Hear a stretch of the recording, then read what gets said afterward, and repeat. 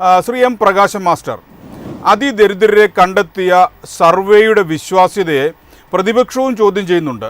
യഥാർത്ഥത്തിൽ അർഹതയുള്ള നിരവധി കുടുംബങ്ങളെ പട്ടികയിൽ നിന്ന് ഒഴിവാക്കിയിട്ടുണ്ട് എന്ന ആരോപണത്തെ താങ്കൾ എങ്ങനെ പ്രതിരോധിക്കും?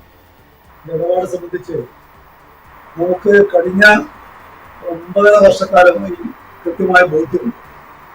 അത് ഏതെങ്കിലും പദ്ധതികളെയോ പരിപാടികളെയോ അതിൻ്റെ ഗുണദോഷ വിചിന്തനം നടത്തി നിലപാട് സ്വീകരിക്കുന്ന ഒന്നല്ല കേരളത്തിലെ പ്രതിപക്ഷം.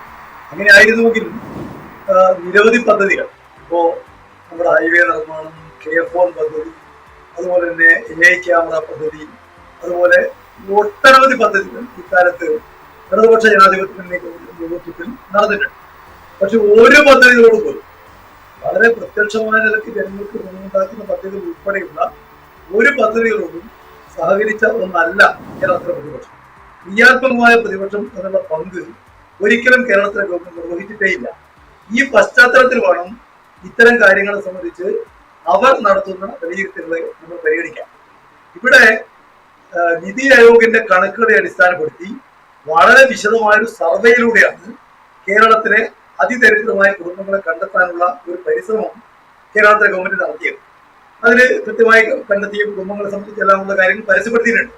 അവരെ ഇവിടെ സൂചിപ്പിച്ചതുപോലെ വ്യത്യസ്തമായ പാരാമീറ്ററുകൾ, അവരുടെ ആരോഗ്യനില, അവർക്ക് ആവശ്യമായ ഭക്ഷ്യലഭ്യത, അവരുടേതായിട്ടുള്ള വരുമാനം, അവർക്കുള്ള വീട് ഉൾപ്പെടെയുള്ള കാര്യങ്ങൾ വെച്ചുകൊണ്ട് അവരെ അതിദാരിദ്ര്യത്തിൽ നിന്ന് മോചിപ്പിക്കാനുള്ള 2 തരം പദ്ധതികൾ, മൈക്രോ പദ്ധതികളും അതുപോലെ മാക്രോ പദ്ധതികളും പ്രഖ്യാപിച്ചുകൊണ്ടാണ് കേരളത്തിലെ ഗവൺമെന്റ് ഇക്കാര്യത്തിൽ ഇടപെട്ടത്.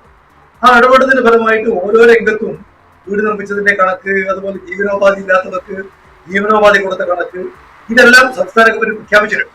2023-24 50 കോടിയും 24-25 50 കോടിയും 25-26 60 കോടി രൂപ ചെലവഴിച്ചുകൊണ്ടാണ് നമ്മുടെ നിരവധി സ്ഥാപനങ്ങളെ, കുടുംബശ്രീ, പഞ്ചായത്തുകൾ, നമ്മുടെ സർവീസ് സഹകരണ ബാങ്കുകൾ ഉൾപ്പെടെയുള്ള നിരവധി പൊതു സ്ഥാപനങ്ങളുടെ കൂടി പിന്തുണത്തോടെ സംസ്ഥാന ഗവൺമെന്റിന്റെ മുൻകൈയിൽ ഇവരെ ദാരിദ്ര്യമുക്തമാക്കാനുള്ള വലിയ നിരക്കുള്ള നടപടികൾ കേരളത്തിലെ ഗവൺമെന്റ് സ്വീകരിച്ചത്. ആ നടപടികളെ ഓരോ സമയത്തും അത് സംബന്ധിക്കുന്ന പരിശോധന നടത്തുന്നുണ്ട്. എത്രമാത്രം കാരണം ഇത് ഓരോ കുടുംബങ്ങൾക്കും വ്യക്തിപരമായിട്ട് തന്നെ പ്ലാനുകൾ തയ്യാറാക്കി അവരെ ദാരിദ്ര്യമുക്തമാക്കുക എന്നുള്ള പണി തദ്ദേശ സ്വയംഭരണ സ്ഥാപനങ്ങളുടെ മുൻകൈയിൽ നിർവഹിച്ചതാണ്.